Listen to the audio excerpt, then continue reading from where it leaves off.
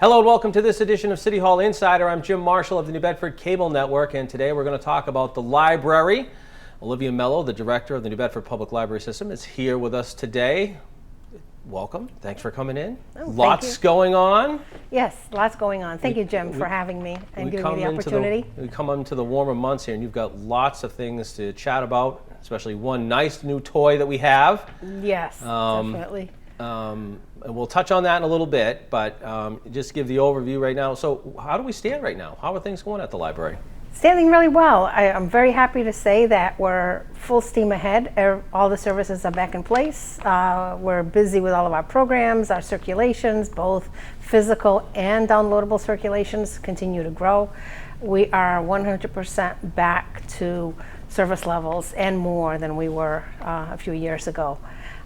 Programming is being offered at all locations at the main library, a variety of programs for adults, children, young adults, seniors. So yeah, things are going very, very well. When we had the pandemic, obviously, and the buildings were closed, that impacted you because people weren't in there.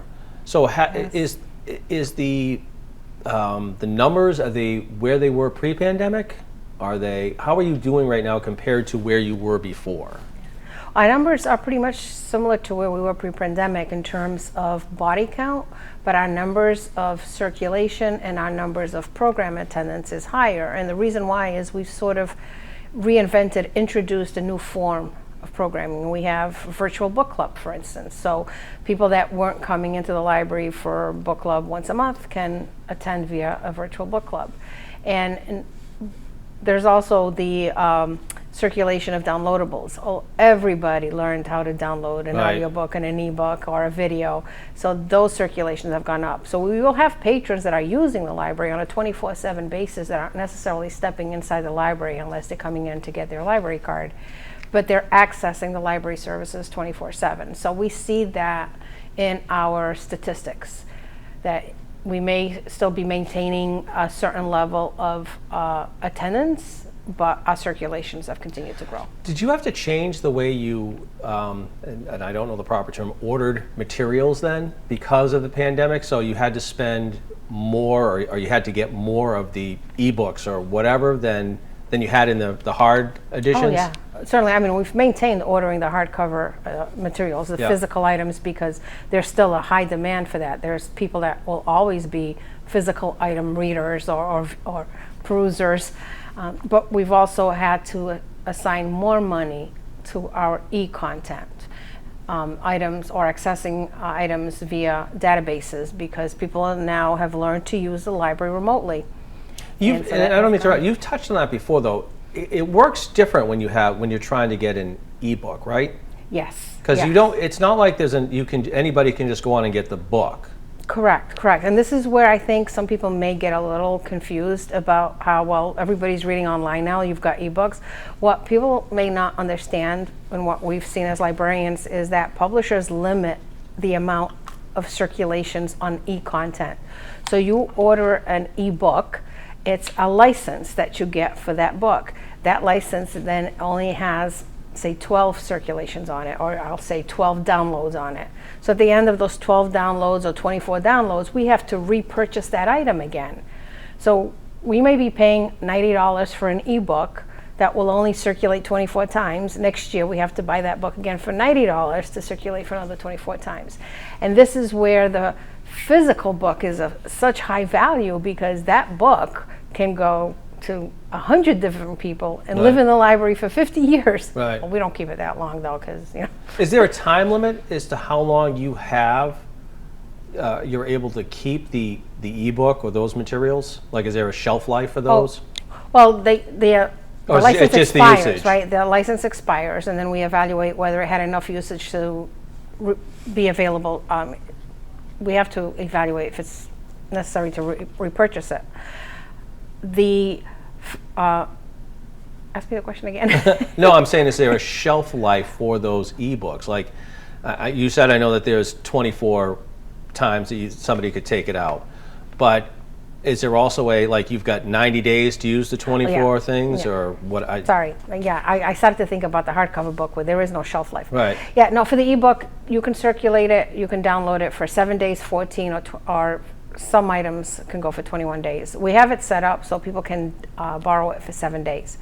It'll last, like I said, it's a license. The license will last for a year. So it'll sit there at the end of the year. If it has no more circulation on it, then we decide, do we keep rebuying it, or do we just order another title I would to add to imagine. the collection? I would imagine that those books just go, especially if they're new releases. Oh, yeah. They're people are anticipating these books. Those go quick, and Oh. and the usage goes quick. Yeah. Oh, definitely. There's going to be a large waiting list for a lot of the popular, the Pattersons, they just, as soon as they come out, they announce that the book is coming out. There's a wait list. Now, we will get 3-4 copies, or I should say licenses for that title, but we also are members of the sales network. There is a sales collection of ebooks and audiobooks available to all of us too on the network level. New Bedford will have copies, so it'll go to New Bedford residents first, and then our New Bedford residents could try their luck at the collection that the sales network has. Right. But yeah, we all are. All of the libraries in the network are trying to keep up with the demand for e-content for people to listen or read on their digital devices. And the listening is exploded too. Oh, Audiobooks. definitely. And I mean, we still have some books on CDs. I mean, CDs are still an active piece of the library collection, but nowhere near where they were several years ago. I mean, being able to listen to an audiobook on your telephone, on your phone, your mobile device, it's just so much more convenient. It's being done more and more often. How about? I want to get into some of the things too, because we want this to run a little bit for a few weeks and let people know what's coming up in the summer. But how about the facilities themselves, the libraries themselves, the different branches? Anything going on physically in them for improvements?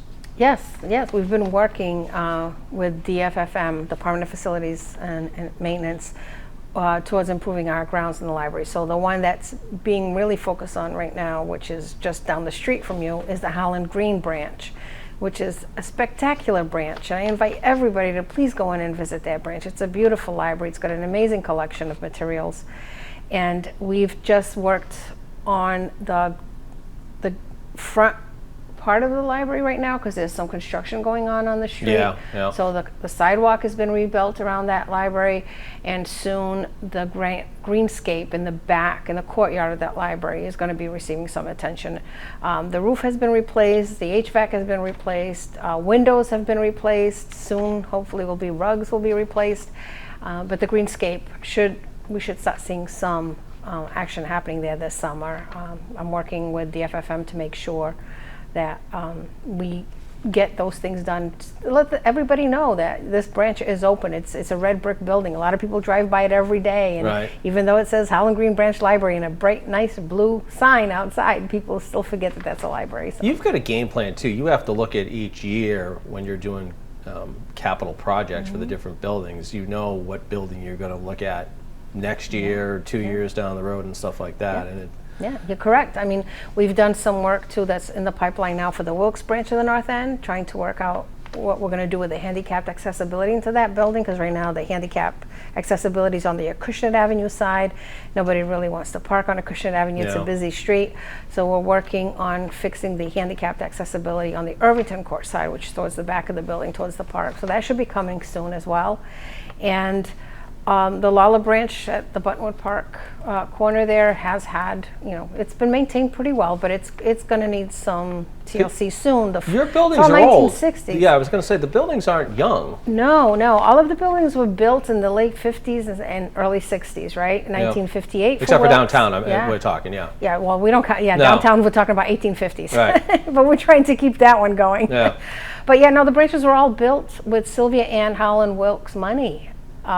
They were all built, Wilkes was built in 58, I'm sorry, Howland Green 62, and Lawler in 64, all with money left in trust from Sylvia Ann Howland Green Wilkes, hence Howland Green branch, Wilkes branch. Yep. And that's the daughter of Hetty Green. And yeah, those were trust fund libraries that we still have in operation today, and we're still using some of the Wilkes Fund to buy books. So yes, thank you, Hetty Green, and thank you to her daughter for being a wise investor as well. Summer activities coming up. It's a great time. School's getting out, but I know that teachers, having had kids, the teachers encourage kids to read, and obviously the library is the place to go. But for everybody, I mean, the summer's a great time to go out and read. You guys are doing a lot of different things. Just give us some highlights of some of the things that you're working on or offering up over the summer. Certainly. Well, as we do every year, and as every library does, we have a summer reading program. So for the New Bedford Libraries, program sign-up starts on June 5th, and we have programs for children and for adults. We encourage everybody to read throughout the summer. For some of the motivational pieces for the kids to keep reading for the summer, we have activities, we have programs, we have challenges for them to meet. So I will read from some of the notes that the children's librarian gave me to share with you, I should say the youth services librarian. So there's kids can throughout summer they get bingo activities to earn tickets towards weekly summer reading prizes, including gift cards to a Acushnet Creamery, which is one of the best ice creams in town. Adults can keep a reading log towards prizes as well. We have several events. We've got Learn Magic Workshop on June 12th. We've got Pokemon Go Global Fest on July 13th. We have upcycled craft events to create bird feeders, upcycled craft events to create robots. We have AHA night programs, and we have beach cleanup events at Fort Phoenix. Now the theme for this year's summer reading program is Read, Renew, Repeat. That says it all. That's going to be what the theme is. So we encourage everyone to visit one of the libraries, the main library, the Wilkes Library, and then the far north end of the city. Then we've got Buttonwood Library, or I should say Lawler Library at Buttonwood Park. Helen Green, right here on the south end of the city. Please go visit that library. You're going to love what that library is doing, what the staff is doing there with programs. And then the Casa da Saudade branch, which is offering limited programs, but more Portuguese-based programs. And of course, the main library opens 64 hours a week, 4 nights a week, and Fridays and Saturdays. So I'd imagine too that for a lot of kids I know, they'll have the required reading that they have, and they'll be going to the library to get what they need, because there are, especially when you get into the high school age, middle school and high school, they've got specific books that they have to read and they have to get a hold of, and some kids may not want to buy them, that's for sure. Right. Oh yeah, no, and some parents don't want to buy them. But I encourage every parent to please do not wait until the day before school starts. This has been true every year that I've been doing this, and it's true of every community I've worked in. Parent will come in the day before school is going to start, and they're looking for the book, and it won't be available. And usually you know what they have to read. Yeah, oh yeah, we get the list, the reading list from the teachers, and it never fails. It's always going to be someone the night before who needs that book, and I'm sorry, and they'll say, well, the school said you had it. I'm like, yeah, we had it back in June. And the thing is too, and I think it's a good thing to reinforce, you can reserve the book, because people will have it for a particular time, and if you want it next, you should call to get that, whether an ebook or a hard book. Right, and the thing is with that is if they check it out, then if somebody calls and places a hold on it, then they can't renew it again. Correct. And that's where sometimes some people just keep it for the whole summer, and shame on them because they're denying another child. Right, and you need that. I mean, the whole point is you've got, it's what, 2 weeks you get to keep a book? Right, it's 2 weeks. There's an automatic renewal to 4 weeks if there's no requests on that book. So maybe you chose a book from the reading list that nobody else wanted, so you can keep it up to 4 weeks. Right. But yeah, we do our best. We do get multiple copies, but we're not Amazon, right? So we're not going to have 1,000 copies to offer up. So it's important to get to us soon. So before we start, let's just touch on what you've been all excited about here, and we'll get Ned in a second. But just tell us what we're going to talk about next. So we're going to talk about a very exciting new service that we introduced. Its official launch was in January, even though we've received this vehicle in November. It's the outreach vehicle that we have, our new mobile library, which is a Ford Transit van, a much smaller vehicle than the vehicle we had previously, which is available to do homebound delivery to our seniors or people that don't have the ability to get to a local branch. So it's basically a branch on wheels. It's more nimble, actually, when you look at it, and I use that word truly, I mean, it's a more nimble vehicle. It gets around easier. Oh yeah, our city streets are some of our Yeah. city streets are very small to maneuver, and this vehicle it's similar to a car. It drives as a car, and yeah, we're super excited about being able to reach out because it was something that we saw the need for. There were people that are not able to get into the library. People would call and ask, can somebody bring me some books? And unfortunately, I couldn't have staff get in their car to go bring books. So that's what that vehicle is all about. All right, so we'll take a break, and we'll be right back, and we'll talk more about the outreach vehicle here, the mobile library on wheels. Mobile Let's library. go. Yes. We'll talk about that in just a second. Stay with us.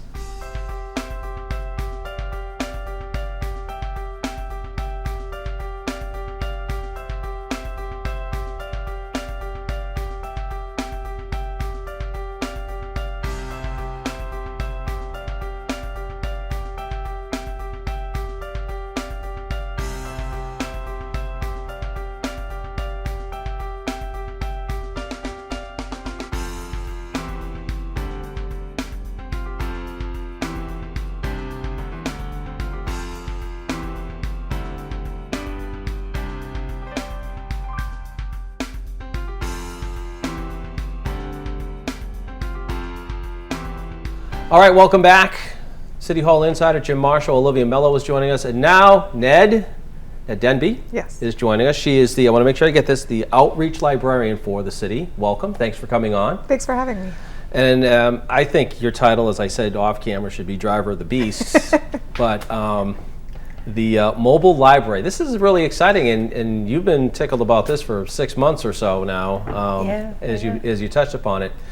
So you gave us a brief little synopsis. Tell us what your experience has been since it's been out on the roads.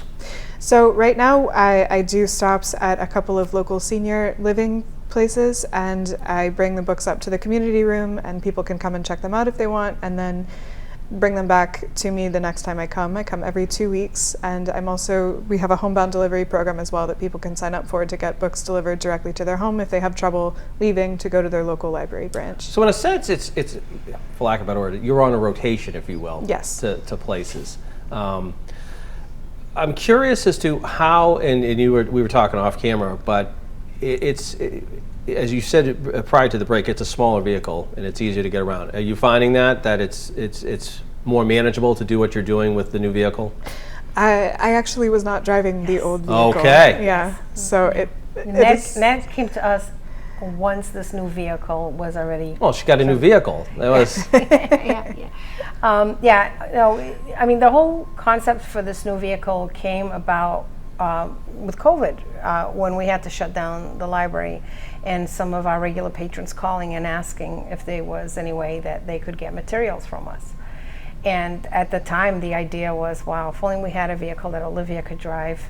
Even if it was just a golf cart, Olivia would just load up the golf cart and bring books to these individuals. That so many of our patrons, especially our elderly patrons, were in isolation. And that's how it started. It started as, well, let's see if we could get something more manageable. And then, I saw how the New York Public Library was addressing the need to go to You got grant money for neighborhoods. this. You were able to get some outside funding to help you with this. Oh, definitely, 100% outside funding. Yep. None of this was municipally appropriated. And it was, once I saw how New York Public Library was dealing with curbside delivery services for those small neighborhoods, I knew that now my vision started to fall into place. And it was getting this Ford Transit vehicle that we have now. And it came about because I found out that there was a $50,000 ARPA grant available to libraries for programming to bring services to folks that were impacted by the shutdowns. And I asked for the $50,000 right away. It was through the Massachusetts Board of Library Commissioners. And I got that, and then of course that was only about 45% of the cost of the vehicle, and the rest came from state aid to public libraries to get the vehicle. It took 3 years from the vision to finding the vehicle to getting a company to do the whole thing, and to meet my vision of color and logos and what I was envisioning for us to have in the city, for it to arrive. And it arrived November 28th. 2023. So, and we inaugurated it in January at the state legislative, at the legislative breakfast we held at the Westport Public Library. And then once it was initiated, we'd already done a few visits to some of our patrons that live in the Sassaquin area or in those little small streets. We had started by doing a couple of housing units so that, let them know we're here. And then Ned now is taking off with basically the older vehicle, which was large. It was a park and people would hop on and hop off. But as Ned was saying, this one is the books hop on and hop off. Yeah. So the book carts come off and go into the facility. So how does it work for people? So is there a schedule? There is a rotation, you touched upon that. Where can they find out when you're going to be at a certain location? So I'm in contact with usually the facilities manager at those locations, and I provide a schedule to them and then flyers that they can post up in their area. If they would like to join the homebound delivery program or get more information about that, they can call me at 508-979-1703 and I'll get them signed up. So somebody can call the library and request you to deliver books? No. How does that work? We are not Amazon. So how does that work? Like you were saying during the pandemic, people would call and they'd want books. We're talking about our elders. No, I know. Yeah. But how does that work? So right now what we're saying is if there's somebody that has, if libraries aren't accessible to them. For instance, we have a couple of patrons that are in wheelchairs. Mm-hmm. And we know that it's already difficult to access some of these branches in wheelchairs. So this is the type of individual that if they would like this service, we will create a bundle for them and bring it to them. Okay. So that they don't have to. For instance, there's one that doesn't live too far from here that has to cross over that Route 18 peninsula to get to the Howland Green branch in a motorized wheelchair, and that's a concern. Mm-hmm. But this individual is a voracious reader and she just wanted to keep coming to the library for books. But that's the individual that we are hoping to bring the service to in the lobby of the building that she lives in so that she doesn't have to make the trek. And giving her that library experience. Here's a cart, you browse to your desire what you want. But for the ones that can't access it in that sense, is give us a call. We'll curate a collection for you. And Ned will put you on a bi-weekly drop off and pick up. Yeah. But we're not doing this for the busy parent who just needs books delivered to the house. No, I understand. Yeah. So as far too is if there is a housing place that you're looking, if they're watching this now and they're saying, oh, we'd like to have the library come once every 2 weeks. They can do that, right? You can get in touch because there's no way you're getting in touch with everybody that has that. But so you are encouraging, in a sense, those developments if they're interested, senior housing and whatever. Yes, call me. Yes, absolutely. Yeah. And we've started to work with the Public Housing Authority. So a lot of those units are already, for the ones that are already on board, and then we're going to be reaching out to others. We got the okay already from Bedford Housing Authority to start doing lobby service there. And then it's going to be working with nursing homes and asking, can we come by, every other week? And so I would imagine that would grow pretty quick. I mean, you're only starting, but in a sense, it's still in its infancy, 6 months in, 5 months in, that there's going to be more places that you're going to have to be every 2 weeks, I'm assuming. Yes, yeah. I'm also reaching out to the Council on Aging to make stops at the senior community centers as well, if they're interested. Mm-hmm. And those places like that. Yeah. I want to say that our service with this vehicle, it's going to be 95% for areas like senior housing, the authority complexes, day health centers, those kind of programs where those people don't have the accessibility to a library. Right.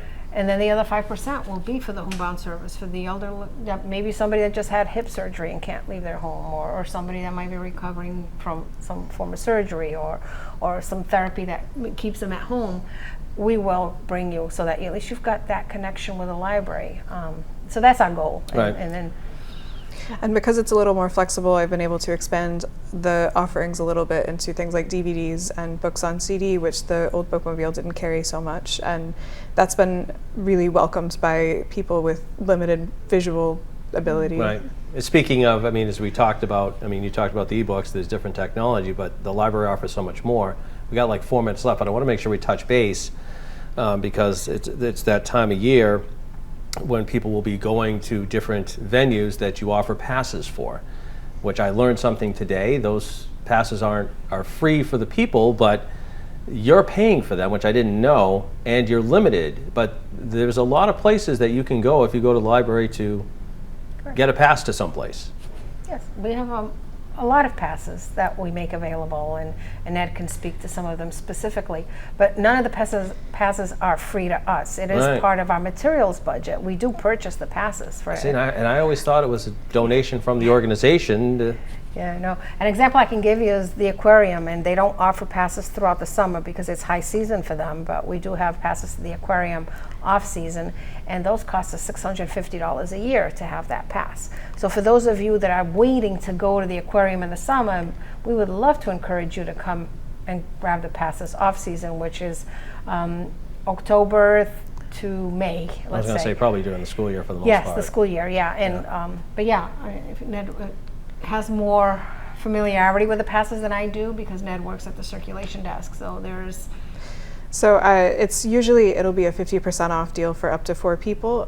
Locally, I think the ones that we have passes to are the New Bedford Arts Museum, the Whaling Museum, the Fishing Heritage Center, and The zoo, you the mentioned. zoo, yes, the zoo. And then we also have the children's museums in Fall River and Easton, Battleship Cove in Fall River, and in Boston we have the aquarium, the Fine Arts Museum, the Museum of Science, and the Children's Museum there as well. And you were talking too that people may not understand you're limited in how many you have. So if people want, and I'm using the zoo as an example, I need blank passes. It doesn't work that way. It doesn't. We will have at the main library, I believe we have 2 passes to the zoo, and it only allows a family of 4. And it's at a discounted rate, I believe, right? And Yeah, so it's not a free pass. A lot Correct. of these passes, it's at a discounted rate Right. to the institution. But yeah, give us a call, go on our website. All the information is there. Call any of the branches, any of the libraries, and the staff can talk you through how to get a pass, how to reserve a pass, and to give you details. But always visiting our website, newbedfordlibrary.org. You can find all this information there. And sign up for our newsletters. We send out a lot of information on what we're doing.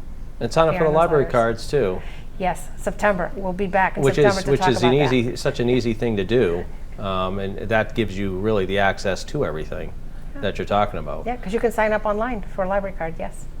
We got a minute left. I want to make sure we touch base. Anything that we need to chat about here? Again, information to get in touch with you folks, phone numbers or anything here?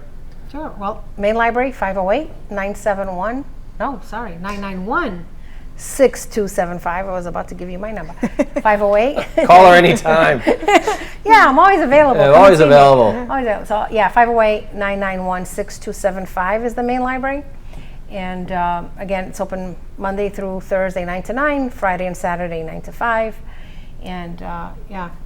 If you have more questions about the mobile library or you want to learn more about homebound delivery, you can call me directly at 508-979-1703. And don't forget, because you're part of the sales network, just because it's not available in New Bedford doesn't mean that you won't be able to get a particular item or something like that. That's what being part of the network is. That's such a great bonus for Yes. this library and other libraries that belong to it. You all work together. Yeah, very true.